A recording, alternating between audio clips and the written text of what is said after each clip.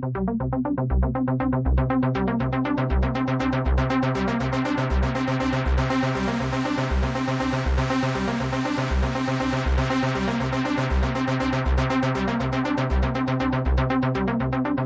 to Geeks On, a show created by geeks for geeks, covering topics that geeks like to talk about. This week, it's Geeks On George R.R. Martin. We got to sit down with him at Comic-Con last week, and we have the whole interview right here for you. For more information about the links and news we talk about on the show, go to our website at www.geekson.com. Go! Ladies and gentlemen, here we go! Hello, my geek things. Welcome back to Geeks On. Geeks On! We are not doing a comic book session. No comic books, no video games. We are comicked out this time. Yes, right. Those of you who have been listening to our show know that we have done the Comic-Con recently. And No Comic-Con. discussed. Geeks On. Yes. That's right. Hi, my name is Aaron Hendricks, and I'm a graphic designer and filmmaker here in Los Angeles, and I'm a geek. Hi, my name is Peter Robinson, and I am a screenwriter and filmmaker here in Los Angeles, and I am a geek. Hi, my name is Matt King. I'm an actor here in Los Angeles, and I, too, am a geek. And I am Donald Marshall. I am a writer and a video game professional here in Hollywood, California, and I, too, am a geek. Yay! Anybody have a good geek week? Anything going on in the geek world? Excellent geek week. I had an amazing geek week because Don gave me my 20-sided fuzzy dice from my car. Yay! And I installed them. Did the girlfriend find out? She cried. Yes. Almost cried. She's going to, kill me. She said, honey, no, and then just sort of crawled into a little ball. I saw Eureka, 3 episodes of it. It's a great show. Do you still have it? I'm saving them for you. Okay. I want to see that, too. So I think it's a really interesting show. I really like it a lot. The premise sounds like a great idea. I'm curious to see it. For I've those heard of you bad not reviews. familiar with the show, Eureka consists. It's a storyline as a sheriff finds himself in a small Midwestern town that is entirely populated by super geniuses. Not quite. It's basically, it's a small western town that's been invested by the federal government that Einstein actually created in the 40s as a brain trust for super geniuses. So they're there for a specific reason. So it's a government-sponsored town. It's a government-sponsored town, and there's... for research. Yeah, and there's a research company on the hill, which is sort of, you don't know whether or not it's good or bad or what it's doing, but everybody is invested in the town, and the reason why everybody's the best in the town is because they want to keep all the scientists happy. Right. Now, you said you've heard mixed reviews about it. I've heard mixed reviews. And I would say that those reviews definitely have some accuracy to it. It is the pilot. And yet, I love it. Yeah. It's certainly... Well, it's still first season. Most has- sci-fi shows take a season to get on their feet. It has warts, but to me, it's completely charming and a lot of fun. It has warts? It has warts. Okay. I saw my super ex-girlfriend. Oh. Are you okay? Great concept. I saw it as well, and I agree. It wasn't atrocious in its execution as far as the filmmaking is fine, the acting is okay. Miscast. What do you think about Uma Thurman But as the crazy girlfriend? It's fine, but Really? the problem is there's just no jokes. It's the writing that's the problem. There's no jokes to this movie.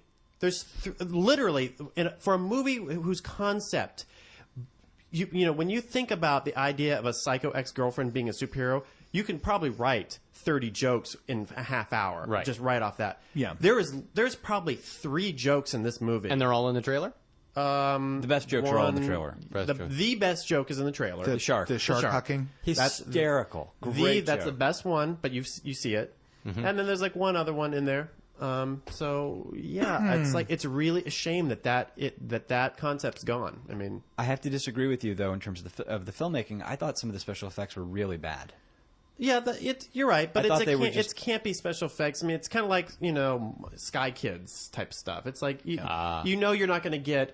I was going to say it's Fantastic Four, but that was even worse. You're not going to get X-Men 3 type of, it's campy superhero. So, Right. I was okay with that. I mean, like the shark looks stupid, but it's fine. He's crashing through a window. Right. What do you want? So, yeah, bummer. I discovered a new online role-playing game that I think each of you might enjoy in your own special way. It's free, and it's called Puzzle Pirates. Were you a net vestite in this one? No. For those of you who don't know, A netvestite, yeah. What a netvestite A is? netvestite is someone who always plays the opposite gender character in online role-playing games. Hi, how you doing? My name's Betty. So explain this. Okay, well, Puzzle Pirates is an MMORPG where you play a little pirate, right? And it's like a little Legoland pirate. It doesn't look very realistic, and it doesn't try to be. Okay. And you get on a little Legoland pirate ship with other people. And there's 4 people to a ship. I've only just started playing this, so I might get some of the basic principles wrong since I'm brand spanking new to it right now. Okay.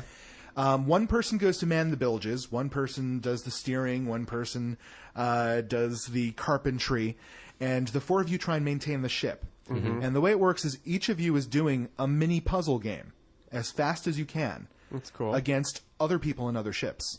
Okay. So the 4 of you are trying to kind of coordinate together to keep your ship doing the Afloat. best it can. Okay. Ship shape. Earning money and all that kind of fun stuff.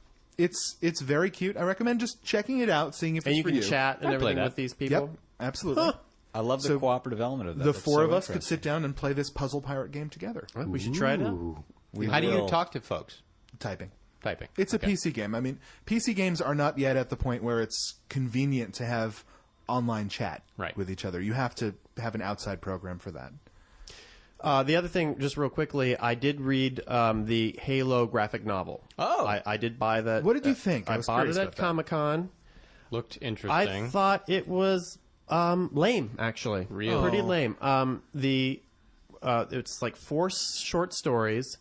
So written by different people, art by completely different people. The art was sort of indicative. It wasn't really. The first one, I thought the art was just eh. The first story, in fact, it was just so confusing. I couldn't tell what was going on in the images. I just couldn't figure out what the hell they were trying to tell me. But the stories are terrible. I mean, there's nothing. It's like watching a slow video game happening. It's like, go pick up, go to the bridge and turn this switch, and then go down, meet me here, and blow this door open. I'm like, God. you got to be kidding me. They The introduced, graphic novel equivalent of Doom the movie. yeah. I mean, they introduced like one thing. Like if you're a Halo fanatic and you need to know every little bit about Halo, they do reveal like 1 or 2 little things that I didn't know about the world. And since this is How about the Master Chief, who's the big mystery? that's the other thing. When one of the there is no Master Chief story. There is one where a Master Chief type goes through training where they're working out the suit, Right. and they take off the helmet. It's a woman, and that's supposed to be this big reveal. Like who really cares? But again, we have the same problem that I love Halo. Didn't we already do that in Metroid and we Yeah. kind of got over it? Exactly. Well, yeah. So suddenly they're Metroid, but the problem with the path that Bungie is going down, which is emphasized here, is that the mystery is slowly fading away. Aliens are talking like humans. They have societies just like humans. There's nothing alien about them at all. That was the lame thing about Halo 2, is that you played the Arbiter, and he talked like some, conservative white guy. Ensign Jones. Yeah, As Arbiter. and they have an internal struggle, just like some small country. There's nothing alien about them, and they have the same problem here. You follow the aliens in one of these stories, and they just talk like regular humans. They unmask these Master Chiefs. I don't want to see what's inside the mask. It's just the mystery's gone. I'm worried about the movie now. That's all I'm going to say. All right. And let me take this opportunity to apologize to all of our listeners who got their hopes up when we promised no comic book talk this episode. And I'm sorry that also. I didn't. There's no real spoilers in that, but anyway. Yeah. Well, shall we do a little geek news? Yes. Let's hit it. Cue the music.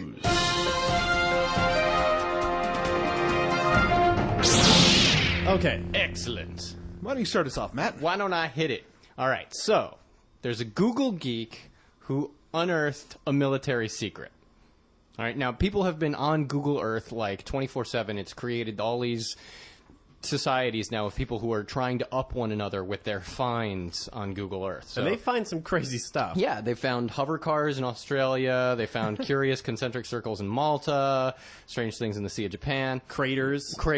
They found, a guy found a Roman villa in his backyard. I love that one. Old bombers flying in the Exactly. World War II bombers that happened to be flying. That like some guy owned one, was flying it, and they actually captured it in midair. Yep. So, Craziness. like weird stuff. So, last month, while scrutinizing landscapes in Japan, German Googler Ken Grrm discovered what appeared to be a terrain model on a Chinese military base. Terrain model, all right? It was not just any terrain. Ken Grrm had unexpectedly found an exact scale replica of China's disputed border region with India. Oh. Oh shit! Exactly. They recreated the landscape so they could battle. 1 to over it? 500 size, right? A piece of land that led the countries into war in 1962 and which remains to this day in dispute. Oh, dear. Yeah. Now, why would they make it at a small scale? Well, it's 1 to 500. I mean, that's exactly. So Could you imagine building your border inland? basically, it's really, why? really heavily mountainous region, and they can't go to the mountains or say, this is mountainous terrain, so they brought the mountains to them. That's how they're explaining it right now. It's one of the most interesting things anyone's ever observed anywhere, says Tim Brown, a specialist in satellite imagery and a senior fellow at globalsecurity.org. It's obviously of the disputed border. It's oriented exactly. Now, here's what they're saying.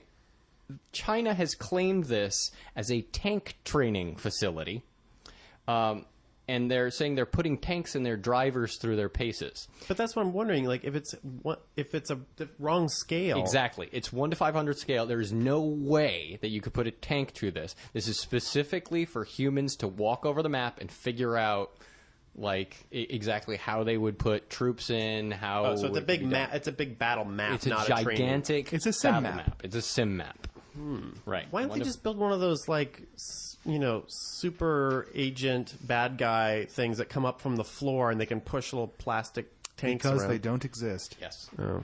They're saying basically don't worry about it. China's most of the time deals with borders disputes diplomatically.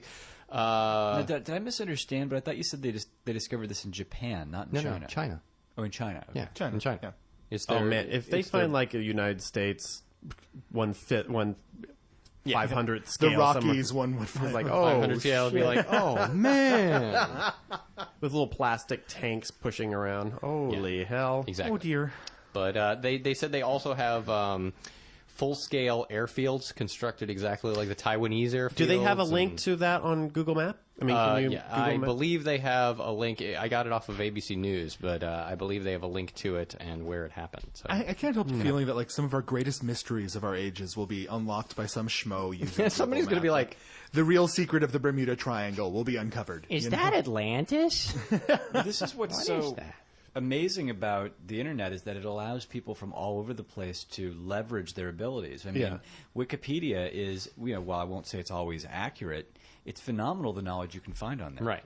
And it allows people to leverage their damn Did you free time. hear this thing that Stephen Colbert did this week with Yeah. Wikipedia? Yeah, and it I did. crashed Wikipedia for like did a it? night. Yeah. But also, very quickly, For those of you not familiar, he tried to change one of the listings of Wikipedia to say that the African elephant's population has tripled in the past week. Right. Which it has not, but just to prove a point.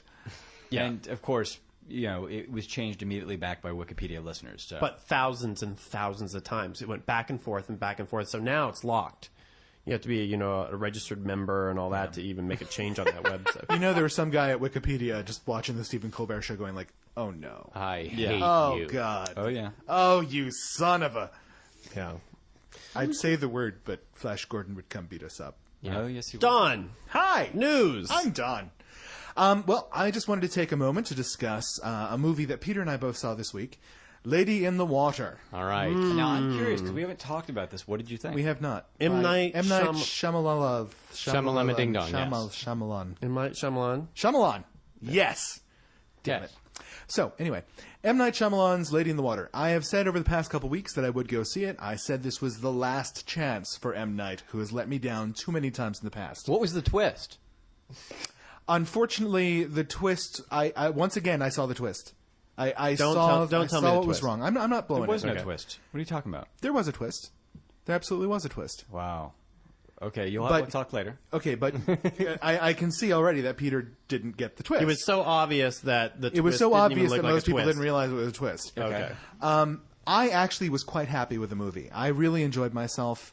I went into, but I'm not sure if it's because I went into it with low expectations.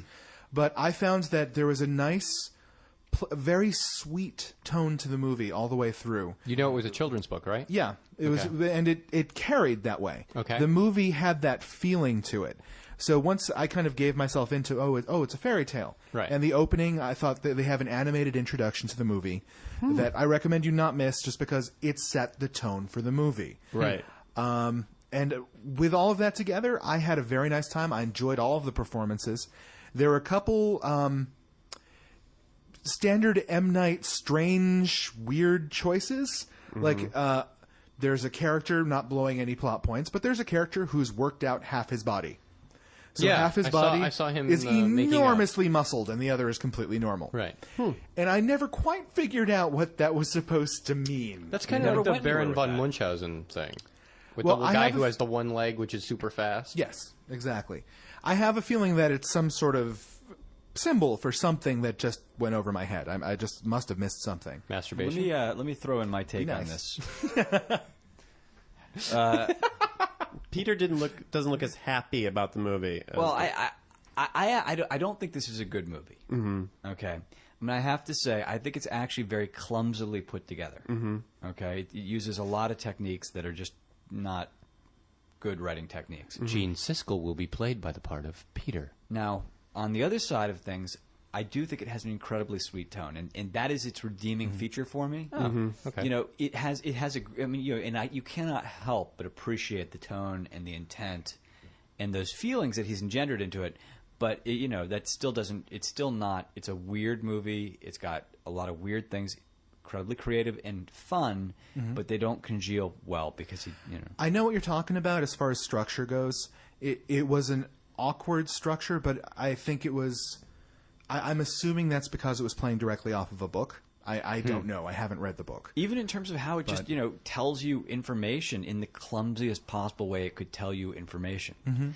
But it's an interesting film. I would not tell people not to see it. I think it's worth seeing, and it's worth discussing. One of the things I thought was interesting, though, about the way the movie is filmed is it's telling this very kind of beautiful, sweet fairy tale story that's full of magic against a backdrop that is completely devoid of it. Yeah, Have you seen like a big monster running around scaring the hell out of it? There is a monster, and I actually thought the monster was quite well done. It was very interesting. I enjoyed the monster in the movie. Right. That's hard to do these days. Completely unintelligible why the monster actually exists and is doing what it's doing. Yes, there is a monster. It's like here was my As problem well as with the structure. The creatures, these is three. My problem with the structure of the movie was he sets a rule, and then he comes up with an idea where like, it'd be kind of cool if this happened, but I've already established that can't happen. Oh, well, screw it. We'll have it happen, and then I'll explain why it happened later. Right?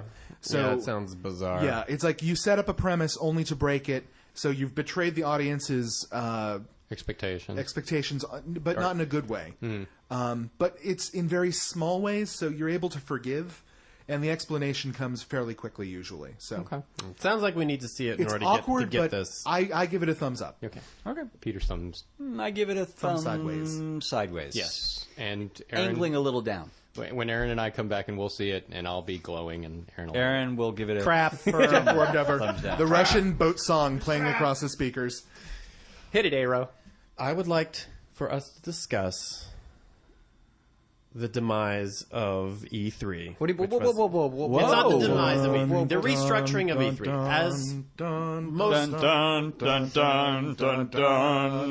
As most video game geeks already know, this week was announced that E3 Video Game Conference is not going away, but it is radically changing.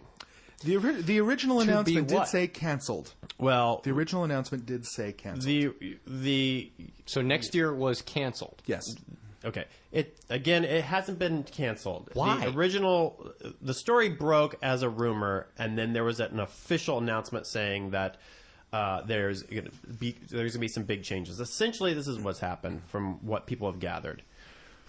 and we've been knew about this for a while. Most of the major developers and publishers out there believe that E3 essentially was a waste of time and money for them, that they weren't getting the return they hoped for with the amount of money and work put into it. I mean, if you've been to E3 and you've seen Microsoft booths, Sony booths, EA's booths, Activision's booths, you can see that a minimum of $10 million on the booth alone is being spent. How much would you say overall is spent on E3 in a given year? I wouldn't begin to guess. I couldn't. Because what you're seeing is just the tip of the iceberg. Over $100 million? But oh God, yeah. Oh my God, over in a sneeze. Over 500 million. But probably. here's the other problem that this is the money it's hard to calculate, is they all have to put teams either together or derail teams to put together game videos for months and months that will be demoed at E3. Okay. And that's also a huge cost to them. So now they're It can also affect game development. Are they devaluing the value of press and their games being seen? Here's the other thing: is most press. Now, here's where I'm starting to now stray from this. Most press say that they can't get their work done at the current E3 because they're it's fighting. Too loud, it's too they're whatever. fighting people who shouldn't be there. They're fighting booth babes. They're fighting noise. They're fighting those annoying podcasters. They're fighting booths that are there Damn, to Geeks impress, the casual, stroller at E3 who shouldn't be there, and they can't get in and get interviews and get the real information. But I feel like they might be shooting themselves in the foot. I don't think it's the media that's having the problem, and I actually agree with them on another level that you haven't brought up yet. I believe another one of the reasons is the larger publishers believe they're carrying E3, and that a lot of these other booths are just leeching off their press. Right. Okay. So, which is true. Yeah, which I is mean, absolutely I true. think that's the reason why it's changing. I think probably Microsoft, Sony, and EA, or whatever big people are out there, said, we're out. In fact, it only takes one of those guys to drop out for essentially for E3 to be canceled. I mean, what are you going to do if Microsoft doesn't show up? By the way, I just did very quick research. E3 costs $100 million about a year. Yeah. Okay. So E3 itself, but not the preparation. yeah, for not it, the investment. the developers. So so what they've said that they the people at E3, I can't remember the organization behind it. Not the ESRB. Which the organization behind E3 itself? Yeah. All right. Whatever Anyway, that so organization is. what they said they want to keep the excitement that's currently going on about E3, but make it so right. I bet they do. So, but have it that be smaller, invite only, where literally the publishers and developers invite people to come to a room at a hotel and get demoed what they want to show, period, and that is it. That's good for the gaming industry. I think it's bad for buzz. I think it's bad for the consumer. I don't think it's. I agree, Matt. I think what they're failing to understand is that for 1 week it was video game week. Yep. G4 covered it. It was a giant party. But the reason why GameSpot and IGN have entire weeks filled because it's a party that most people can't get into. It's that one club that you wait in line for the whole and year. You can't get into because it's so awesome in there. Yep. And yes, you're right. They're trying to outdo each other. That's another thing. I think developers are sick and tired of competing with each other. And they don't want that competition. And big dumb. But I'm sad that we're not going to have that feeling anymore. We're not going to have E3 is not going to be as exciting. Well, we won't have But it for does 1 that- year, and then we'll see how it affects their profits. That's true. And then we might have it back. But my question is, I don't know how much that affects their profits. I don't know if E3 itself increases video game sales during that time No, period. here's how it affects it. The reason why because right now we're in an era where video games are the biggest media Out there, period. out there, and it hasn't been that all forever. Right. Okay, and part of that reason is because our culture is excited about it. And So- our culture are geeks, and our culture speak through word of mouth, and our culture are basically web savvy. So it's not necessarily about press or junkets or what their $10 million event is. But It's who's talking about what. Right, exactly. And, E3 does not necessarily spark that sort of thing. Spore, No, but it let's maintains- take Spore as an example. People were talking about Spore before E3, and they're talking about the same after E3. Yeah, but know? what I'm saying is, in general, we're not going to have a video game week where we're all excited about video games, not a video game. That we're all going, this week is like, we don't have this for movies. We don't have, We have the Oscars. I don't know that. yeah, but the My Oscars wondering after the is, fact. I have no proof or facts or figures to put this on, but here's what I'm wondering. If during that 1 week, people are so excited about what will be coming out in 1 month or 2 months or 3 months that they stop buying this month. They do. That's what I'm wondering. Everyone knows that nothing comes out for 2 months after E3. Right. So basically you're saying they need to sink all of this money into E3 to plug projects that will come out in 3 months in order to scuttle their shit. No, their sales what for the I'm next saying 3. is stop thinking about the one game you're trying to sell next year and think about keeping video games as an exciting cultural event. Yeah, exactly. The whole world of video games, not one video game. Stop worrying about Spore and worry about the fact that video games is overtaking primetime television, listening to music, downloading shit for your iPod, that people want to be playing video games, and they should make that important and exciting, and Exactly. that's what you're going to lose. Exactly. So I get what you're saying. I do understand. But trying to come at it from a corporate perspective, I have to blow $5 million to fuel a concept. Yeah. As opposed to What my about- own just product. like Hey, politics. guess what happens? They're not in politics. No, They're no, out no. to make a profit. Don, You know? what happens if we have another 80s crash of video games like it used to be because everyone's kind of sick and tired of it, or we find out, or no one's really interested in it? Right. EA is going to have a really hard time if we have another ET extraterrestrial, Atari 2600 crash, and no one wants to buy video games anymore. I don't know. I'm not really buying some of these arguments. I'm just saying that it is very rare that a media like anything, television, film, I music see- has an event this big that the entire world gets so excited for. And when you start pulling this away, who knows? Maybe next year they'll pull something else away. Yeah, what happens if we pull away the Oscars and we go, the Oscars don't get to happen? How much of that movie buzz then gets drawn away? If people right now were as wait, excited whoa.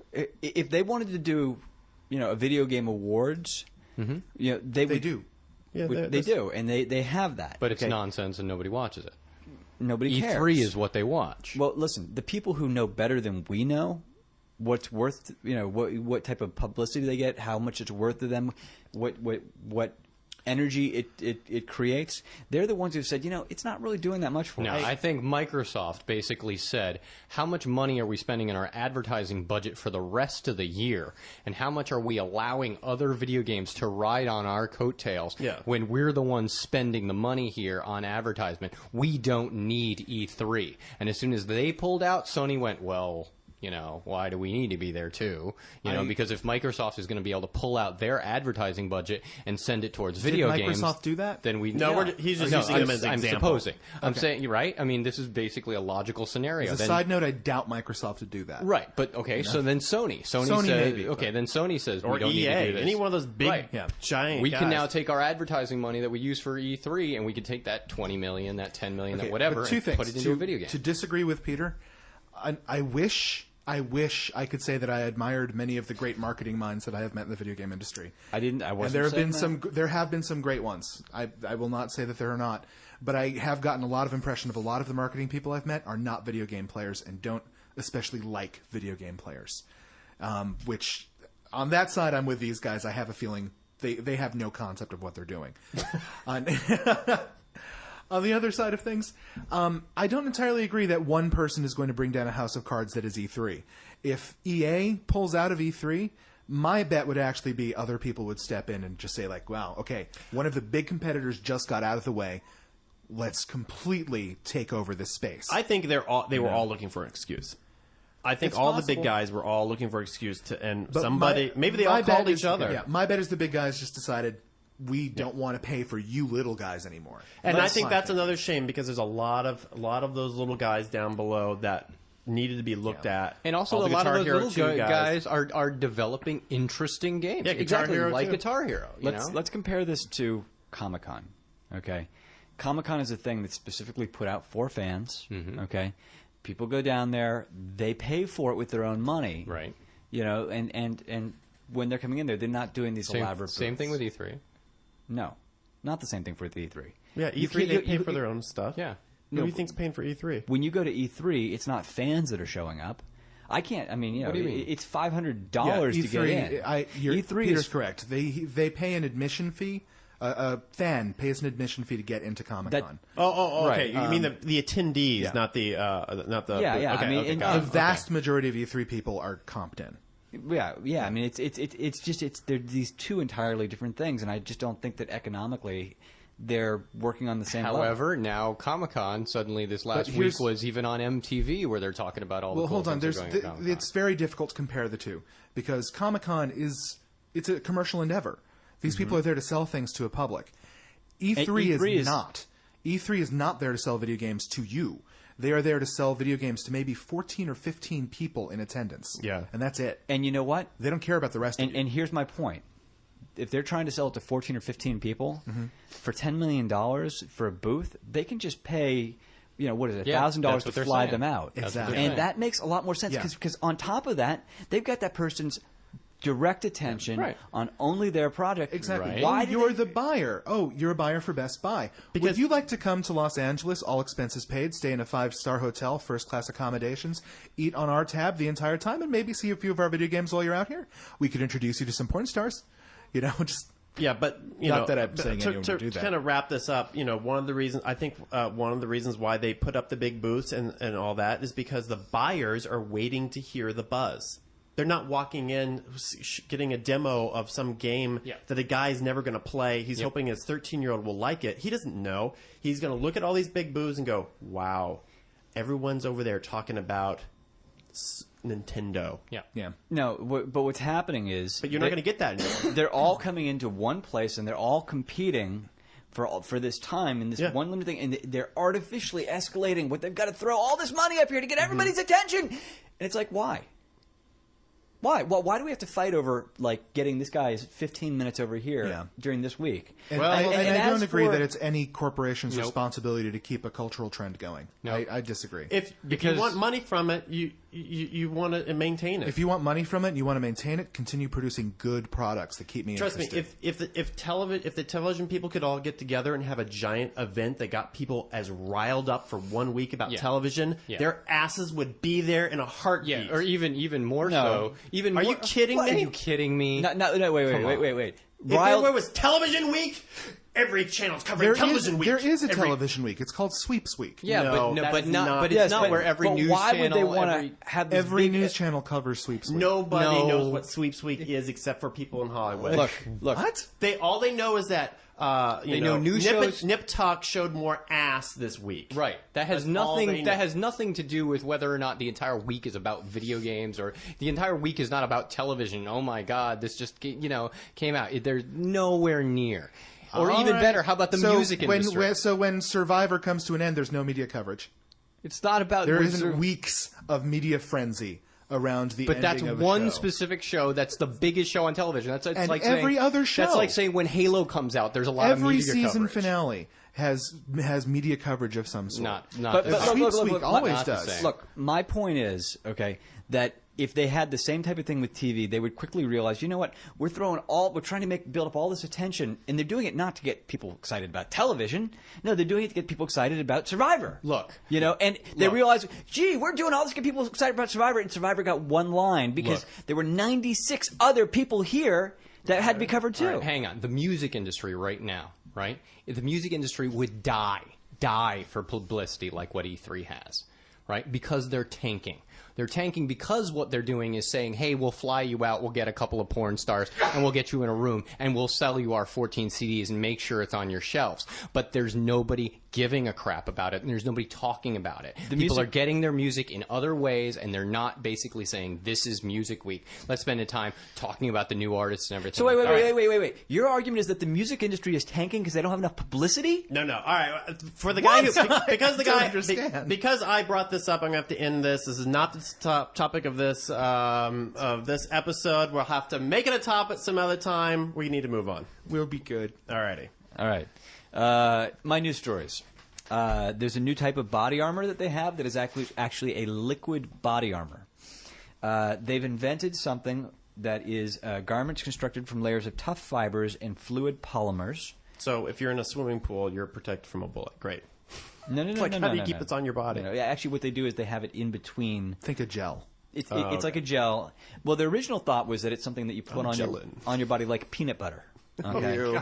Weird idea. Now, the way this works is when the fluid's hit by a hard thing, it solidifies. Yeah. Okay. And then it instantly relaxes and it distributes the force. That's cool. Did you ever do that science experiment in school with cornstarch and water? No.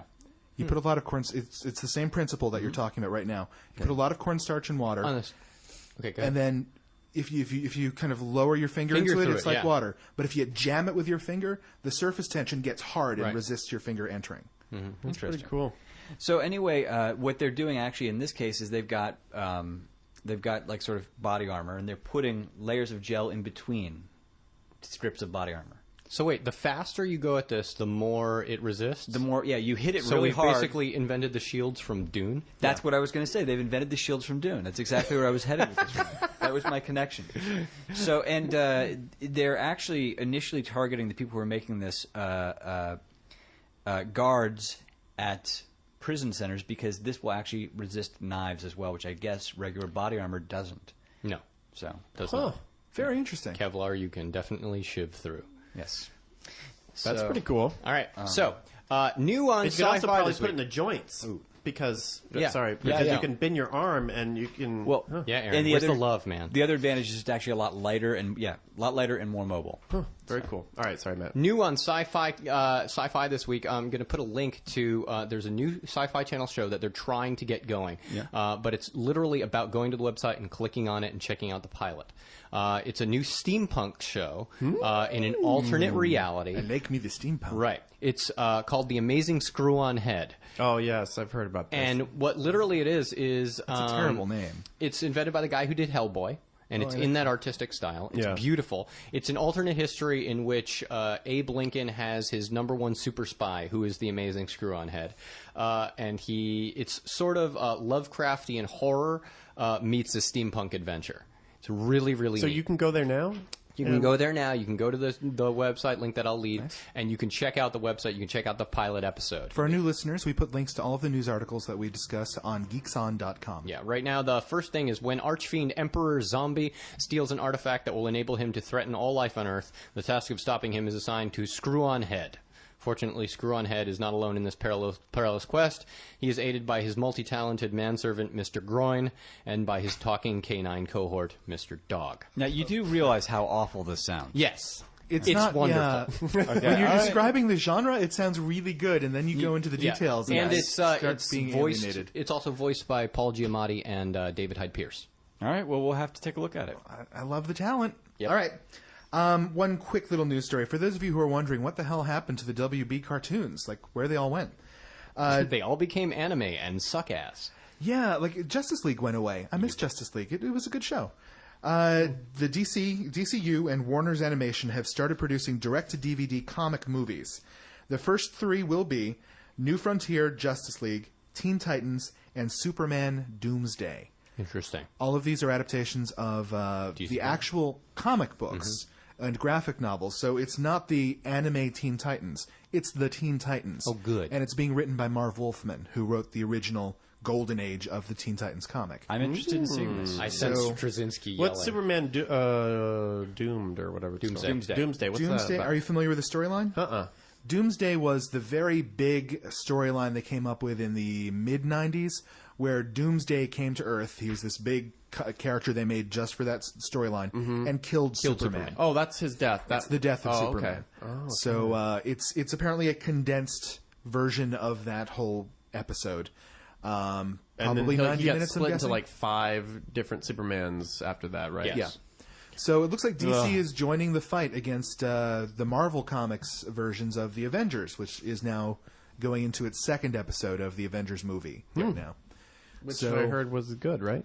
I saw the first one. It was okay. The first Avengers movie I watched was like, it was better than the old Marvel cartoons, but not quite up to what I would expect from an actual full-scale movie. Okay. But they're still getting their feet wet. Yeah. Any last things? Two quick things. There are things that could obviously be much bigger topics, but we won't argue about them tonight. we'll argue about them another time. For those of you who don't know, not too long ago, Kansas's Board of Education adopted science standards that basically really challenged evolution. They really pushed for intelligent design. Well, this week they had the elections for the Board of Education, and it's changed and gone back towards the moderates, and it's clear that they're going to be shifting back towards evolution. So, and they're going to be pushing more towards sex ed in the schools. Yay. So this is very interesting. They removed sex ed too. Yeah, the guys had. Isn't that pushing hilarious against that that's sex ed. considered moderate? No. Well, that they're bringing back sex ed. I know, but It depends what exactly sex ed covers. that is It's Whether a it's very moderate or not. broad, like, this is Mrs. Jonas. We're going to be showing you several of the Kama Sutra positions. That's not moderate. exactly. So then the other one is I found these two interesting articles about people who were arrested for either taking pictures or videotaping the police when they were doing things. Now, one was this guy's coming out. He basically it's in Philadelphia, and this guy talks about how one night he heard a commotion. He walked out his back door to see police arresting a drug dealer, and he popped out his cell phone and took a picture. And the cops walked up to him, grabbed him, and pulled him out of his yard, threw him on the back of a car, handcuffed him, and arrested him, and said that there was a new law saying that you can't take pictures of police. Wow. Well, What? Now There's a lawsuit ready to burst. Not if Yes. it's an actual law. and There's no law like that. There's no I way. can't imagine, but Yet. Well, actually, the ACLU said that they do not think there could be a law like this. They said that's ridiculous. But yeah, they threatened. He says they threatened to charge me with conspiracy, impeding an investigation, obstruction of an investigation. They said you were impeding this investigation. I asked, by doing what? The officer said, by taking a picture of the police officers with a camera phone. Thought that was pretty wild. Now, the other story is really interesting. There was a man whose kid was being investigated for a crime, and the police officers showed up, and they said he lived in a bad area, and he had, because he lived in not a great area, he had surveillance cameras that recorded video and recorded sound. And he, the cop showed up, and he said, I'm going to have to ask you to leave if you don't have a warrant. My son's not here. And the cop put his foot in the door, blocking the door from closing, and threatened him, made sort of threatening types of things. So he and his wife went and got there, and he even told him, he said, there's a video camera right there, smile for it, And so he goes and he gets his video camera, and he goes down and asks to talk to someone about what's happened, and they arrest him. They arrest him saying that 2 felony counts of violating state eavesdropping and wiretap laws by using an electronic device to record Karas without the detective's consent. great. So Bush can listen to my phone conversations, but I can't record what's going on my front doorstep? On my own property. It's So he's actually even though he had signs up saying this area is Unbelievable. being recorded. Yeah. So now But you can. That's weird because you can totally record. You can take pictures of anybody. Well, That's unless you have a. This is what most people have been saying, is that this is completely bogus. But I just Yeah, found that will it- go up to I'm up sure to a it'll higher be- court. They'll win. I mean, if I'm you go just to curious YouTube, see if this is only happening in one specific area, or These are Kansas. just isolated. Kansas. Yeah. all right, This is in Nashua where this one happened. Oh, okay. But they're Nashua or isolated. Nashville, Nashua. Nashua, Yeah. New Hampshire. I have no idea where Nashua is. So, and it doesn't say. There. that's your It's part. there. So, Sure. All right, finally. By the way, go to YouTube. There's all sorts of guys Stuff on getting that? arrested with people videotaping Cops. people screaming out at George Bush at rallies and stuff, where they arrest them and they've got them all on videotape. It's Jacked. pretty interesting. All right, finally, Dan Kaminsky, who's a DNS hacker, has devised a test for checking to see if your internet connection is net neutral. That is, whether your connection's being filtered, throttled, slowed down, or monkeyed with secretly by your ISP. Kaminsky calls his technique TCP-based active probing for faults. And the software he's developing will be similar to the Traceroute Internet utility. Unlike Traceroute, Kaminsky's software will be able to make traffic appear as if it's coming from a particular carrier or is being used for a certain type of application like VoIP. It will also be able to identify where the traffic's being dropped and could ultimately be used to finger service providers that are treating some network traffic as second class. Ooh. Yeah. I need that. Exactly. Because my connection has been bad for the past Right, and couple I'm weeks. paying for a damn good connection. Yeah, me too. So I want to know what the heck's going on. All right. You hear that, Comcast? I'm coming for you, people. Cool. That Yeah. that is very Is cool. that for Geek News? That's it for Geek News. Because we man. have a great topic tonight. We have a fantastic topic. What is that topic? Well, for those of you who That's not a haven't setup. listened to the opening of our Geeks On episode, this is our very special George R.R. Martin interview. For those of us who don't, well, not us, I know it, but for those of you out there who do not know who George R.R. Martin is, why don't we explain who he is? He's a fantastic writer who most famous right now for the Song of Ice and Fire series. Also known, unfortunately, as the Game of Thrones series. because Game it of started Thrones. with Game of Thrones. Also Tough Voyaging, also the Wild Cards series, which he edited and then wrote for, with Melinda Snodgrass, among other people. And these are, by the way, the Game of or the Wild Cards series is a superhero universe that you have never seen before. It's amazing, and what he did was he brought just fantastic writers, Zelazny, all sorts of people together, and they wrote these short stories in this amazing alternate history. And there's like 20 books, and they are phenomenal. Yeah, every one of them. Excellent. But he's also written for television. Yep. He's a writer for Beauty and the Beast, the original series on TV. He also wrote for, the original... I think he did like Outer Limits. Yeah, or he something did like Outer that. Limits, he did Twilight Zone. He's a Or 10-year 80s veteran of version. Hollywood, I think Yes. he said, And- which left its scars but helped shape the writer he is today. Yes. And we were lucky enough to score an interview with him, and must say he was a lovely, lovely person. Incredibly forthcoming. So nice. But And- you have to understand when you listen to this episode, there were three of us there, and all three of us are writers, and all three of us, okay, we're a little bit inspired by the man. We Perhaps gushed on his shoes. We gushed all over him. It was very embarrassing. I never shut up. I walked into the room and I was just like, I can't say anything. Hi. You write good. And to give you a sense of, the quality of his writing, he's one of the top 3 writers in the sci-fi fantasy field. Tolkien's one of those people that everybody knows, and I put him up there. Also, Robert Jordan is someone that people really track and have huge enthusiasm for. He's right up there with these guys, and I think actually probably better. Blows them all away in your opinion. My personal In opinion, mine he's as well. Phenomenal. So I think he's a damn good heir to Tolkien. So last year we got Orson Scott Card. This year, Mr. Martin. Woohoo! We're doing well on the George interviews here. As far as- Martin. and For those of you who are interested, go back into our archives, and we still have the Orson Scott Card interview available on our archives. Excellent. All right, so Without to move a doubt. things along, here is our interview. With George R.R. Martin. Here we are. It is Matt and Pete with Geeks On, and we have with us George R.R. Martin. Yes, George R.R. Martin. We are very excited about this. The creator of the Song of Ice and Fire series, Game of Thrones, Clash of Kings, Wild Cards. Wild Cards, Fever Dream. Man, what else? The Outer Limits, Twilight Zone, Beauty and the Beast was... Beauty and the Beast. Man, just that alone was something. Actually, I had a question specifically about Beauty and the Beast. I noticed that you have this thing in Game of Thrones, in the Song of Ice and Fire, where basically you have hidden worlds within worlds. The reveal of magic slowly coming in as slowly seeping into the world. And I noticed that theme as well in Beauty and the Beast. Is that something that sort of is a theme that's important to you, or is it something that just happened to happen?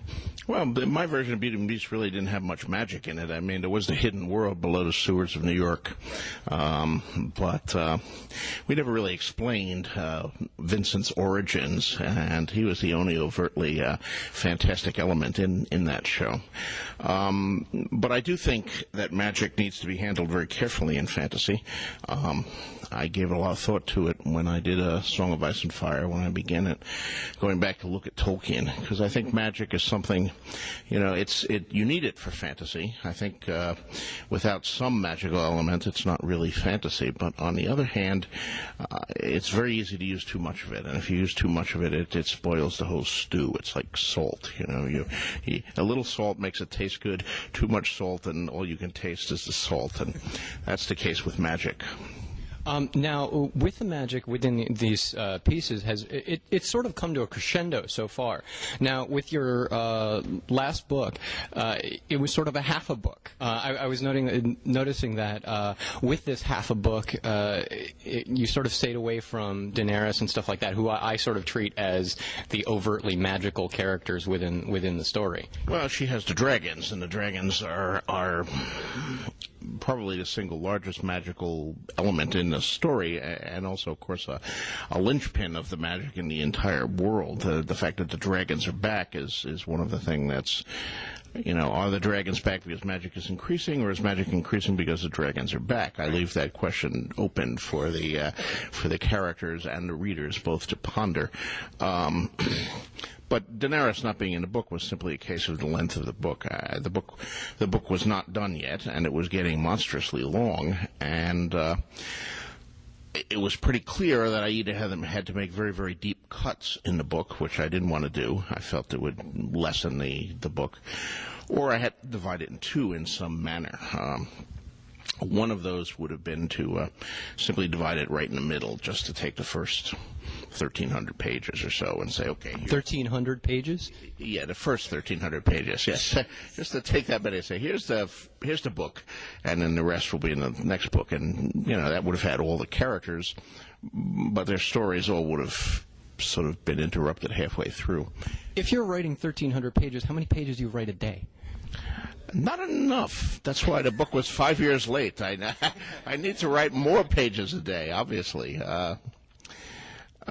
So instead, we divided the book by character. And Dany, since she's on another continent, she's thousands of miles away from all of the other characters, it was very easy to remove her, because removing her story did not impinge directly on any of the other stories. And then I removed a few other characters who, for one reason or another, were also separate from what turned out to be the main action of A Feast for Crows, which was all of the action around King's Landing and the throne ruling the kingdom, the competition for power. Now, you have this really interesting thing that you do with your writing, which is you have this ability to do these awful things to the characters that we love and the characters that you love. And in fact, this is a wonderful thing. This is what seems to make it so, so compelling. Could you talk a little bit about where that comes from and why you do that? It's funny, because that's gotten a lot of attention in terms of Ice and Fire. But it's not by any means new to Ice and Fire. I've been killing characters my entire career. Maybe I'm just a bloody-minded bastard. I don't know. But if you go back to my first novel, Dying of Delight, which came out in 1977, you can see a very important character in that book dies halfway through, which hopefully was somewhat of a shock to the readers. And, we certainly did it in Wild Cards. Wild Cards was everybody dying, like not everybody, but certainly many people, and ones you didn't expect. I mean, we killed he was a relatively minor character, but he was a little kid superhero called Kid Dinosaur, who was killed in the third book, and boy, did we get letters about that one. The fans were very, very upset that we killed a little freckle-faced kid, but we were trying to make a point that it was a very realistic book, and this is not the Marvel or the DC universe where people can die or get tremendously beat up and come back the next week. If your arm gets ripped off or something, you're probably going to die and you're not going to come back. And it's a dangerous world to play in. Well, that also... Funky 13-year-old kid, Well, in both those stories, that adds an aspect where I think it makes me care about the characters more, because I know they have a definitive mortality, and that if they end up, my friend Scott actually cracked me up, because when he read the third book, he calls me up in the middle of the night, and he goes, "Have you read it?" And I said, "Yeah." He said, "I put the book in the freezer. I couldn't deal with it. I had to put the book in the freezer." And that was such a, because he had cared so much about the character and he had cared so much about the events that he had to put the book in a freezer to deal with it. As a writer, my goal, which I'm never going to achieve, I know that, and no writer can achieve it, but my goal is to almost make you live the books. I want you to forget that you're sitting in a chair with a bowl of potato chips by your side, reading these pages, turning pages, and decoding these symbols of words, black words on white paper. I want you to fall through that page and feel as if these things are happening to you. That's the goal, vicarious experience when you're reading a book. And that includes the full range of emotions, including suspense and fear. Real fear. And, there's a difference. When you go on a roller coaster, you go there for the thrill of being afraid, but you're not really afraid on a roller coaster.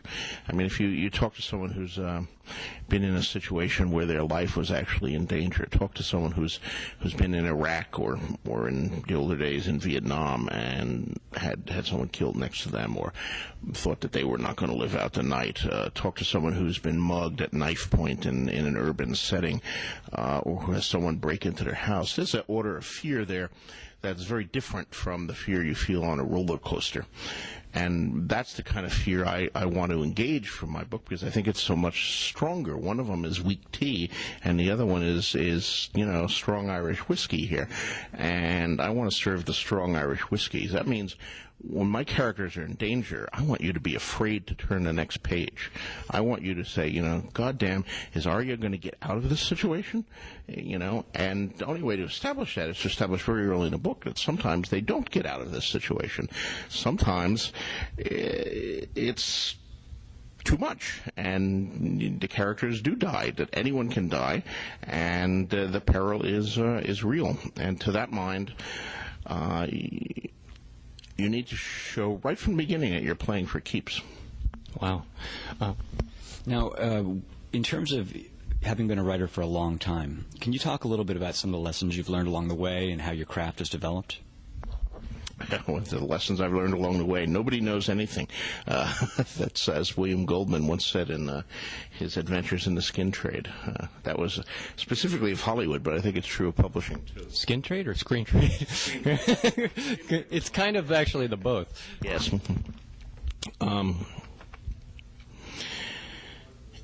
There's questions, there's career type questions about that, and there's publishing type questions, or artistic type questions. And as you learn things all the way, you find your own voice. I think when I was beginning as a writer, I had stories I wanted to tell, but I didn't really have my own voice yet. I had certain ways of looking at things, and but I did a lot of collaborations. I was always trying new styles. Well, let's try a story in first person, see how that goes. Let's try a story in second person. Boy, that's weird and experimental. Let's see if that goes. You're assembling the tools. You partner up with a young writer who's a friend of yours because they have a different style that you do. You can learn things from them. They can learn things from you. You try different stories. Let me try a horror story. Let me try fantasy. Let me try science fiction, mystery, whatever it is. Let me try to mix and match the two. But at a certain point when you've been in the game long enough, that process sort of comes to an end, and you do sort of develop your own voice. And now you've mastered the tools. You know how to use the hammer. You know how to use the chisel. You know how to use the saw. And it's just a question of making good stuff. What was the first story that you actually sold? It was a story called The Hero. Appeared in Galaxy magazine in 1971. I wrote it actually for a creative writing class in college. I was interested in writing even, well, since I was a kid, actually, since I was very young. But it was certainly clarifying as something I might want to pursue as my career. As early as high school, I was publishing little amateur superhero stories in the comic fanzines and of the time, which would be incomprehensible to guys your age. They were produced by high school kids largely and sold for a quarter. We called them sticky quarters because you'd take the quarter and you didn't want it bouncing around loose in the envelope when you mailed it to someone. There's no PayPal in those days, so you actually had to mail the guy a physical quarter. So you put it on an index card with a piece of Scotch tape so it wouldn't move around, and mailed it through the mail. With a 4-cent stamp in those days. So, and then when he got a sticky quarter. That was his payment. And they were produced by Ditto often enough, which was this horrible system of reproduction that involved jelly and pans and things like that, and produced in this kind of faded purple print. But that's what all the comic fanzines were done in, and that's what my earliest stories were published in. Wow, that's so cool. Now, when you're writing, how much of the story do you see when you begin your very first book? Like how far into the entire cycle do you know, and how much of it do you sort of like allow to grow as you go along? I generally know the broad strokes. I mean, I like to use the analogy of a journey. When I start a book, I know where I'm going. I know the destination of the journey. Like if I'm going from New York to Los Angeles, I know I'm going to wind up in Los Angeles. And I know the principal routes that I'm going to go. Okay, I'm going to go through Chicago. I'm going to go through Denver. I'm going to take this, that, and the other thing. But I certainly don't know what's around every bend. I don't know where I'm going to stop for the night. I don't know what hitchhikers I might pick up or what interesting roadside attractions I may stop at along the way. So there is a certain sense of adventure that comes out in the writing.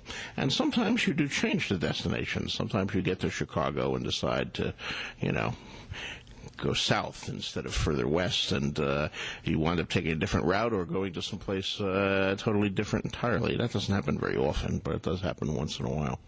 But that's just me. I mean, there are many different kinds of writers. I like to use the analogy of architects and gardeners. There are some writers who are architects, and they plan everything, they blueprint everything. They know before they drive the first nail into the first board, they know exactly what the house is going to look like and where all the closets are going to be and where the plumbing is going to run. Everything is figured out on the blueprints before they actually begin any work whatsoever. And then there are gardeners who dig a little hole and drop a seed in and, water it with their blood and see what comes up and sort of shake it. They sort of know what seed they've planted. They know whether it's an oak or an elm or a horror story or a science fiction story, but they don't know quite what shape it's going to take or how big it's going to be, etc. I'm much more a gardener than an architect. Along with that, Don's here. Don! This is Don, another member of Geeks On. Along with that, when you're writing a story, like my grandfather wrote a huge novel, and he had, at his death, we found that he had actually great-grandfather, he had something like 10,000 pages of backstory, which he had done. How much work do you do behind the scenes in order to keep what you have and that you're going to present to your audience? Not nearly as much as your crazy grandfather.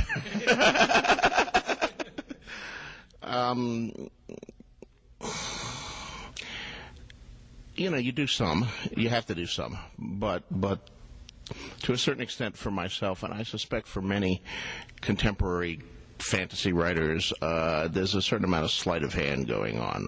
We're working like in the Hollywood tradition, where we have a nice front on the building, but behind it is just boards and it's a false front. It's not real. Our icebergs, 3/4 of them aren't below the surface. They're just floating on a board on a raft there. I mean, yes, you get obsessive like Tolkien. I mean, Tolkien is the great example of this. He worked his entire life on Middle-earth. He started writing the Silmarillion when he was in the trenches in World War I, and was still writing it when he died in the 70s, and it had to be finished by his son and Guy Gavriel Kay and other people. But Tolkien was not a professional writer, and he was an Oxford Don. He was a linguist. His passion was actually the languages, and the stories were almost a secondary byproduct of his obsession with creating a mythology for England and doing that. And of course, he had a career and a salary as an Oxford Don, as a teacher. That was his actual profession. I think for a professional writer like me, I can't afford to take 30 years to work out the languages of Westeros. I have to publish an occasional story if I want to not wind up homeless on the streets. So I can't do that way. I get occasional letters. Like I got a letter a few months ago from someone who wanted to know if I could provide a lexicon of High Valyrian, so they could work out some of the structure of how the language worked. And I had to reply, you do seem to have mistaken me for Tolkien. I've invented like 7 words of High Valyrian, and when I need an 8th, I'll invent that. But I'm not going to take out a month to work out an entire fake language of something that even in the book is a dead language. One of the things that I've noticed about your writing is how wonderfully you create your characters and how great your dialogue is. I mean, it's exquisite. And I wonder if your work in film has informed that, do you think? And care to comment? Definitely. I mean, I spent 10 years in Hollywood. Are you okay? No.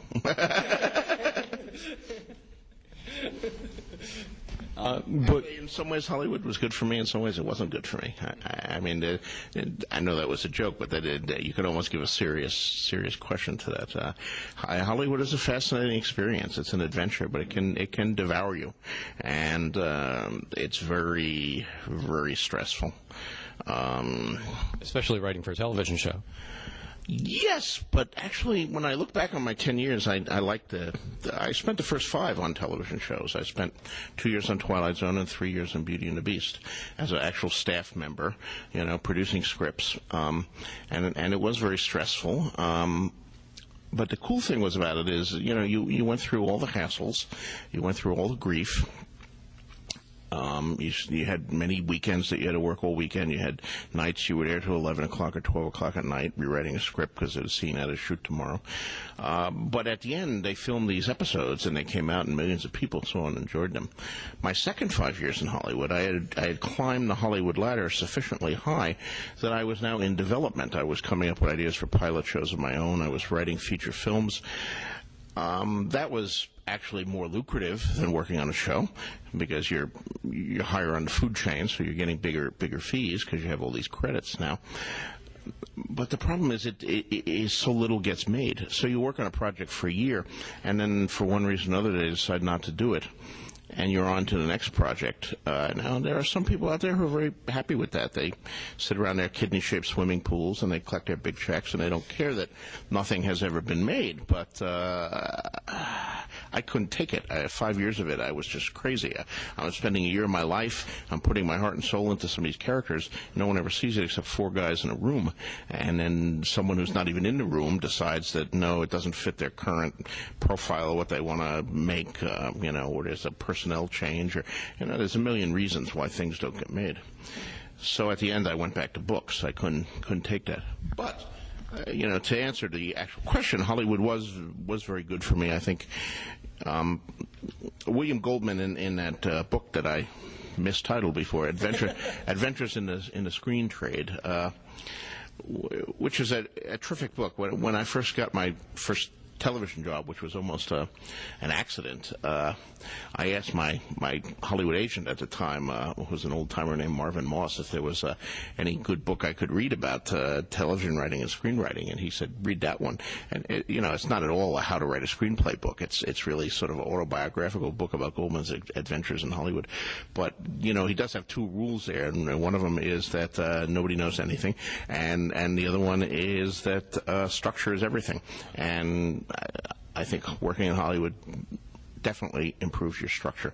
You have very tight structures on these things. You have to be an architect to an extent. And I think I was even more of a gardener before Hollywood, and I had to get a little architecture there in my thing to do these outlines that they would be approved, so I could go to script and learn how to work up act breaks and things like that. And then the other thing that improves is your dialogue. My early scripts were full of, long people giving long speeches, and they didn't even have to read them. I mean, the directors and the actors would just look at them and see a half-page speech that someone's giving and say, no, they want like 2 lines, 2 lines, 2 lines, back and forth, sharper dialogue. And, of course, I learned to do that, and I got better at it as I went on. And, it is a better way to write dialogue, I think, than having people give soliloquies like Hamlet all the time. So Hollywood improved my sense of structure and improved my dialogue. And it probably aged me 10 years prematurely. and, So were any of the stories that you thought up in Hollywood and didn't get to do, did they end up in actual book form? No, not yet. I occasionally think about that. We're doing this. I'm not sure if your listeners know this, but we're doing this here at the Comic-Con in San Diego. And I've been having meetings all weekend with people who want to do comic projects. And some of those old scripts might actually make pretty good comics. The comic script form and the television movie script form are not that terribly different. So you can make the transition fairly easily, and they're both visual mediums, although different in significant ways. But still, they're both different from books in that you need some kind of colorful image that keeps the eye busy while the ear is listening to the words. But there's still part of me that would love to get some of those stories out there, either in book form, in comic book form, in television form, in some form, because I did pour, years of my life into some of these stories and characters, and it's a little sad when you go back and say, oh, no one ever got to, I did this cool character and this is a nice thing, and no one ever got to do it except those 4 guys in that room. And it's sort of sad, but it's difficult too, because sometimes the ownership situation is cloudy. I mean, everything is a collaboration in Hollywood. You're hired by a studio, they give you 6 figures to write something. Even though you invent all the characters, each deal is different. So it's not even as clear cut as that. There are things turn around, and what if they give you a 1-paragraph thing to start? There's a thing called separation of rights. So every situation is different, and sometimes it can be very difficult to disentangle the rights to that. Speaking on this specific topic, I have a question about wildcards, because I think I would love to see that as a movie or a series. A series. And my question for you is, I've heard that, obviously you have a lot of writers that contributed. Has anyone ever approached you about that? And what are some of the pitfalls or reasons that it has not been adapted yet? Well, yes, wildcards has. There's always been interest in wildcards for television and film, going all the way back to. Wildcards is a project that's been around for quite a while. We started it in the mid-'80s, so it's 20 years old now. And we've published 17 books. There's been a comic series. There's been a role-playing game. And there have been a number of movie options. Back in the late 80s, early 90s, it was under option for 4 years by Touchstone. And Melinda Snodgrass and I collaborated on several drafts of a script for Wildcard. Wildcard is a whole universe. It's like the DC universe. So there are 50 characters. There are 30 different writers involved. Who do you centralize on? Yeah, you got to make that call. So Melinda and I, for our script, chose our own 2 characters, her character, Dr. Tachyon, and my character, the Turtle, and we built our script around that. And we developed it it was initially Hollywood Pictures, and then it became Touchstone, both of which are divisions of Disney. And for a while, it looked like it was going to go, but then there were changes, and of course it didn't go. Wound up getting put out in turnaround, which means we have some rights to it, they have some rights to it. If anybody else wanted to pick up the actual script that Melinda and I wrote, they would have to pay back Disney the money that they invested in that script. That's why it's turnaround, so it makes it a little harder. Now, since that time, there have been several subsequent options. We have the underlying material. The books are free and clear. Anyone in Hollywood can purchase the rights to them. It's just a script that's in turnaround. So, but also it sort of encumbers me and Melinda, because if we were to do a script, if either of us was to do a script, we couldn't really use our old Disney script. And we probably couldn't use those 2 characters, because Disney would say, look, you're just rewriting what you did for us, so therefore it's turnaround. Even though you created the original? Yeah. Well, I mean, it's not clear cut. This would be something for a court of law, but you don't want to get into a lawsuit about this. On the other hand, we could sell the Wildcard universe to, say, Universal or Paramount, and they could do script, hiring someone else completely unrelated, or even hiring me and Linda, as long as we made this one about Fortunato and the astronomer. Okay, it's clearly it's from the same property, but we're using different characters. There wouldn't be any question of turnaround there. So that's sort of situation. But Wildcards is coming back. I'm very pleased to say we've just sold 3 new books to Tor. Great. We'll have volumes 18, 19, and 20 will be out in the next few years, and if they do well enough, we'll have a whole Wildcards revival. Will these be multiple writers, or because I noticed that Melinda, I guess Melinda wrote a bunch of books herself? Just one. Okay. Yeah, we did 17 volumes of Wildcards in print to date, 12 from Bantam Books, and 2 of those 12 were solo novels. Melinda did volume 10, was a solo novel by her, and Vic Milan did volume 12.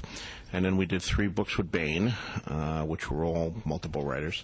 And then there was a 7-year hiatus, and then iBooks brought us back, and one of those was a solo novel by John J. Miller. That was the last one out, volume 17, Death Draws 5, which came out about 2 weeks before iBooks went bankrupt. So if you haven't gotten that one, pick it up very soon now, because it's going to be the rarest Wildcard book, and I expect the value of it is going to start skyrocketing, because when the company goes bankrupt the week after publishing your book, it's not a good thing. But Tor has stepped in, and the new series is going to be all new characters. I mean, unlike the Marvel and DC characters that are going on down below here at this convention, our characters are very much tied to real time and real history. So it dawned on us we had a lot of 60-year-old superheroes kicking around in the Wildcard books. They were getting a little gray and paunchy. So we said, let's those characters are still there, the ones who didn't die horribly, but let's explore the next generation. The 19 to 20-year-old kids have grown up in the Wildcard universe. Or Croyd, who's... Well, Croyd is a constant, yeah. Croyd will always be kicking around. And there are a few others. Golden Boy, who never seems to age, is always perpetually 23. He'll probably still be kicking around. Fantastic. Also, with I had a question about this as well, Pete, which was specifically for Tough Voyaging, which I thought was such a fantastic book. It so deserved to be made into a movie. And is there anything going on with that? Is it a possibility? I mean, anything's a possibility, but... Well, if someone wants to give me a wheelbarrow full of money, I'll sell them the rights. But there has actually never been any interest in Tough Voyaging. Really? Unlike Wildcards, which has a history of being optioned and so forth. And some of my other things have been optioned. Fever Dream has been optioned. Armageddon Rag has been optioned. But there's never been any interest in Tough Voyaging. It was so cinematic to me and so simplistic, just in terms of the 3. I mean, because it's got 3 acts. It's like bang, bang, bang. We're going to tell the story of this, and it was basically the corruption of one man. And really watching his corruptive story was so, absolute power corrupts absolutely, and it was such a neat story. I was like, this is so simplistically turned into a movie. Why is no one doing it? I don't know the studios want to do stories about corruption of one man. They want hero franchises where people are redeemed. Also, Tough is a very idiosyncratic character, and certainly 20 years ago when the book came out, I don't think that would have flown. They wanted parts that could be played by Mel Gibson and Tom Cruise, not a really fat, totally hairless man who speaks in very strange, stilted sentences. I've always visualized Tough as sort of a buffer Alfred Hitchcock. I thought he would be perfectly played by Michael Chiklis. Or is it Michael Chiklis? Chiklis. From The Shield. I mean, he'd just be it. No, Chiklis is bald, or can be bald, so that might work. I don't know. Chiklis is sort of tougher, has more of an edge. Tough is sort of soft. I mean, that's part of... You think he's a pushover, and he turns out not to be. He's always got his cats, and, there's a little Nero Wolf kind of stuff going on there. But actually, the present climate might be better for it. I mean, we now have heroes on television like Monk, for example, who's completely loony, and so this deeply flawed protagonist who doesn't necessarily look like a matinee idol is actually probably more common today than it was 20 years ago. Brilliant. Now, I was lucky enough to be at your reading yesterday where you read the first chapter of A Dance with Dragons. And You heard of Dance with Dragons? I did. You guys hate me already. Oh, right now. And You it don't understand. We're going to take him out back and beat him up. and it made me start to think. I was noticing, sort of your theme of ice and fire, and how it's running through your novel. And I'm wondering, to what extent do you think about theme before you write, and to what extent does it just sort of evolve as you go along? Oh, more evolution, I think. I have to share one quick story with you. I've shared the Song of Fire and Ice with everyone, and everyone's been addicted to it. And for some reason, I'm spreading the gospel, sir. You believe me. But for some reason, every single person gets to the same point in one of the books. Gets to the same point where the Feast of Blood. And they all read that portion of the book at 3 a.m. Every single one of them, for some reason. And every single one of them calls me up the next day at 8 a.m. sharp, saying, "You have no idea how much I hate you right now. How did you get me to read this series?" And God bless you, right? So I guess my question is, if I can get that much hatred just from sharing your books, the sheer love that these people have for the characters, the attachments they form, I know I've received an interesting amount of attention from people I've shared the books with. As the father of the series, I've understood that you've had some aggressive fans pursuing you for the next novel. I understand Amazon.com declared a release date long before it was ready. Amazon is declaring release dates. It drives me crazy. I don't know where they get them. They even have page counts. They'll say, yes, it'll be out on September 12th, and it'll be 709 pages. And I'm still writing the thing, so I have no idea how I know it'll be 709 pages.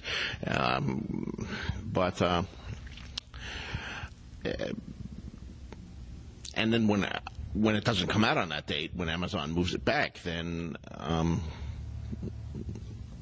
I get a flood of emails. Why is it being delayed? What's the story? Because Amazon doesn't put out a story. They just change the date suddenly, or they put publisher delayed. They're working on things from publishers, but I've begged my publisher, please don't announce any release date until the book is done and I turn it in. Because if you keep announcing the date, I mean, what happened, the last book was very late. There's no doubt about that. Feast for Crows, the book that I was talking earlier, I divided in two. It should have been in, it took me 5 years between books. I'm supposed to take 2 years. So I was 3 years late with the book.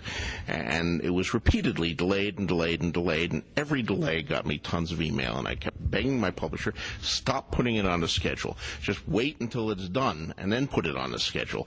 Because if you keep putting it on the schedule based on my projections and then I don't meet the projection, then I get another delay and I got more disappointed fans and so forth. Speaking on behalf of just a bunch of friends that I know who've read the books, we would much prefer that you put out the quality product that you have put out than I just want to show you this comic. I think you might find it slightly amusing. It's a comic of it looks like Kevin Smith sort of character. So I've got a lot of play. Yes. That's exactly the story. And we'll link to that. We'll link to the comic. So now, what are you actually here at Comic-Con promoting? Well, I'm the series, actually. Bantam Books, my main publisher, has a booth down in the big room, and publishers are more and more coming to San Diego Comic-Con. Del Rey's been doing it for a few years. Their sister publisher of Bantam. Bantam came for the first time last year, and this is their second time there, and they wanted to promote Ice and Fire. So we were here yesterday. We were giving away free copies of Game of Thrones to anyone who wanted one. The first one is free. It's like crack. It is like crack. Yeah. But of course, I have a lot of other stuff going on. I have a Fever Dream comic coming out from Avatar Press. They have a little preview that they're giving, well, not they're giving away, they're selling it for 99 cents at their booth. A little 6-page preview of the Fever Dream comic adaptation. And I've been having meetings with various other comic publishers about various other projects. How did the Hedge Knight, which was a comic, come into being? It started with these kids called the Dabble Brothers, four young kids. Well, I say kids, they're kids to me. Some of them are in their early 20s, some of them are in their teens. 4 brothers, Ernst, Les, Pascal, and David. They contacted me and wanted to do an Ice and Fire comic. And I said, no, I'm not. You've never published a comic. Yeah, you want to start a comic company, but I don't know how you'll do, nah, and then Les was the one I was mainly hearing from, and he wouldn't take no for an answer. Then he sent me some conceptual art, and I said, no, this is all wrong, and, I don't like this kind of comic art. Look at this guy, his muscles are bigger than his head, and, etc. And then he came back again with a different artist and said, how about, well, yeah, that's actually pretty good. Yeah, you're getting it now, but I still wouldn't give him Ice and Fire because it's too big. I don't know how you do this comic, but Les was so persistent. I finally said, well, I'll tell you what, I wrote this prequel to Ice and Fire called The Hedge Knight. It takes place in the same world, but about 100 years earlier. I'll give you that, and we'll see how you do with that, and, if you do a good job, we can talk about other stuff later. So they took it and ran with it, and they published a wonderful comic book. They got Mike S. Miller to do the art. A guy named Ben Avery did the adaptation, which was very, very faithful to my book. And they published this terrific 6-issue comic series, which is now a graphic novel. And we're getting geared up to do the second one, The Sworn Sword, which is the sequel to The Hedge Knight. Is there going to be any connection between those comics and the actual series of The Song of Ice and Fire? What kind of connection? I'm not sure. Other than just the worlds, is actually the main character within the first one ever going to take part within, or his lineage? He's dead. No, I mean his lineage, because he is becoming a hedge knight. There are references to, yeah. Okay, cool. Don, do you have one? Strange question for you, but do you have any favorite sentences that you've ever seen, read, written? Favorite sentences? No, absolutely okay. There are certainly sentences by other writers that linger in one's memory, and I suppose you'd call them favorite sentences. In my own work, I don't know, there are certain sentences. I take a lot of care usually for like the closing sentences of books or chapters, but more particularly books or stories. The final sentence, the opening sentences, those take a lot of care. In a big work like Ice and Fire, sometimes the chapter endings. Yeah, the chapter endings on Ice and Fire are fantastic. They always end on an up. I've actually had a really interesting experience with that, is that my girlfriend, when we go on trips and stuff like that, I've read her the first 3 books of the series so far, and we're on to the 4th book out loud. And so the Song of Ice and Fire really has become a song to me because, I've sort of kept all the characters and what they sound like in my head, and I'm an actor, so I've acted out each individual character for her. Poor damn soul. And I've read it to her unabridged, so it's with him on the train. It's like riding with Sybil. So it's really interesting for me just how you've structured those chapters so that they do always end up on this really interesting. That's the Hollywood influence. It's learning to do act breaks when you're working in television, of course. And act breaks will sometimes kill you when you. What do you mean? I have to have some kind of false cliffhanger here or some moment so we can go to commercial and sell cleaning products. It's a crazy artificial construct, but ultimately, after you get through your first fit of artistic pique about being forced to do that, you realize it's really not that bad. I mean, it's accepting a structure like the sonnet or the haiku. They have a certain structure, and if you want to write that, you work within that structure. And it's a question of are you flexible and skilled enough as a writer to work with different structures? The novel, teleplay, the movie, they all have their own demands. Wow. When you get inside your characters' heads, and especially when you get inside characters' heads of characters that are different than you are, very different, what is your process of doing that, of finding their voice, of making them real, or, when they're so unlike you? That's difficult, but basically, I think we're all human beings, and I suppose it's empathy that comes down to it. It's an imaginative leap that you have to make, but I think it's what distinguishes the best writers from ones that are not perhaps so good. There are a lot of good writers out there. I don't want to say they're not good, but who write about characters who are essentially very much like them.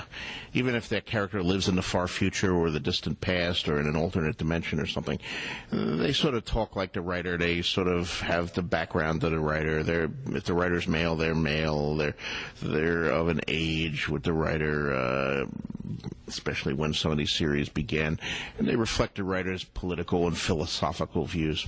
It's easy to do that, of course. That's the simplest thing. It's harder, I think, when you're writing about someone who's not like you. And the more unlike you that person becomes, the more difficult it becomes. Some writers can't make that jump. And I think particularly in those writers, you definitely see black and white, good and evil. Those writers tend to see the world in very simplistic ways, because their attitudes are good and people who oppose them are evil, and you get this kind of black and white thing. Well, I paint in shades of gray, and maybe it's even as a kid I was always thinking what it would be like to be somebody else. How does this feel to this other person? And making that kind of empathic leap. Of course, you're never going to get things right. If I'm writing from a viewpoint of a 12-year-old girl, I've never been a 12-year-old girl. I have been 12 years old, though.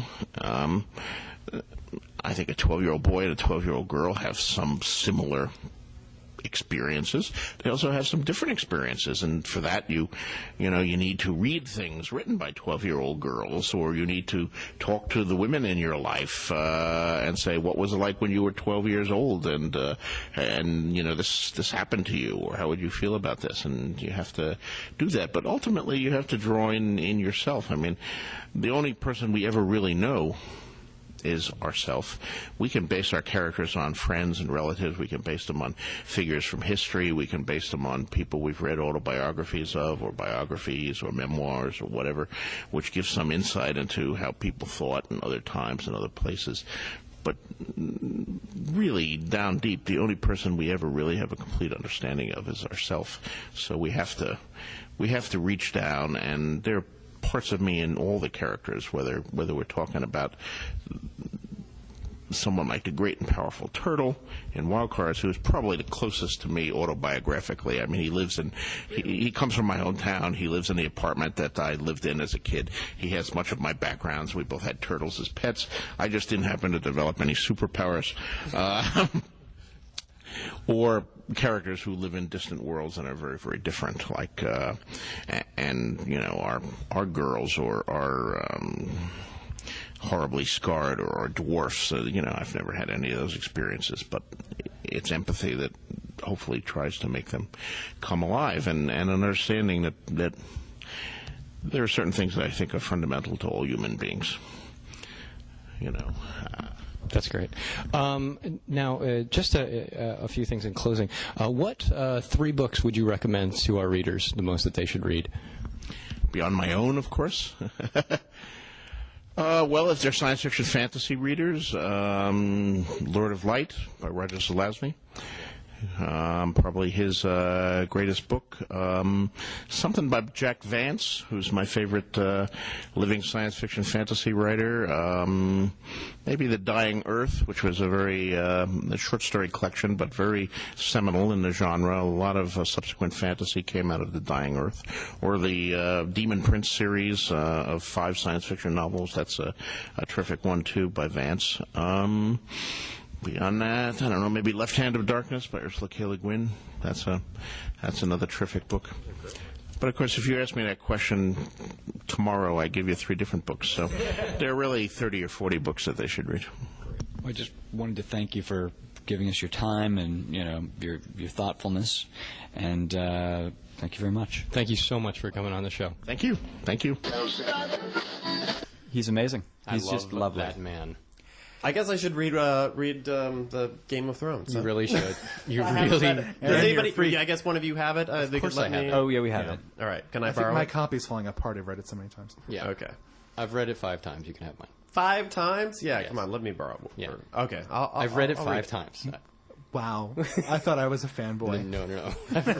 But before we leave, we want to direct people to our website, www.geekson.com, where we have Tell them about the contest. yes, we've got a contest. We're going to announce our first contest here, but we have archive episodes of all the geek topics that we've talked about in the last year and change. We have a Great great forums. We've got great forums with all sorts of great discussions about everything geeky and geek news. Tell them about the contest. And this week, because we have a George R.R. Martin episode, we're going to give away a copy of a George R.R. Martin board game, Game of Thrones. the Game of Thrones board game. A brand new spanking copy. All you need to do to enter is to go to our website, www.geekson.com, go into our forums, register, get a name on there, and post your Thoughts about the opinions. George Yep. R. R. Martin episode. Yep, there'll be an episode link for this specific episode. Just go there, find it, post what you think about the episode, the interview, about his books, and anything else that we talked about this episode. You need at least just one post. Multiple posts don't get you more entries, but you can post all you would like. And then we will, in I think 2 episodes from now. Not next one, but Not the one next afterward. episode. We have to leave a little time for people to Yes. get there. Right. We will reach into our magical bag of holding. And randomly, magic. What was the Dungeons and Dragons bag of mini tricks? Bag of holding. No, bag of mini tricks. That's the one that had the random card you pulled out. Oh, yeah. That's the bag of many tricks. Bag of mini tricks. We'll pull out one of the names, and somebody will win the Game of Thrones board game. Dum dum dum. Sound good? I told you about the Sounds great. contest. Excellent. All right. So, unless anybody has anything else to say, Nope. Nope. We'll it's a long I episode. think Mr. Martin said it all. Yes, Have a it good geek week, everybody. Thank Bye. you, Mr. Be well. Martin. See you next week. Geek it out. Rock it out.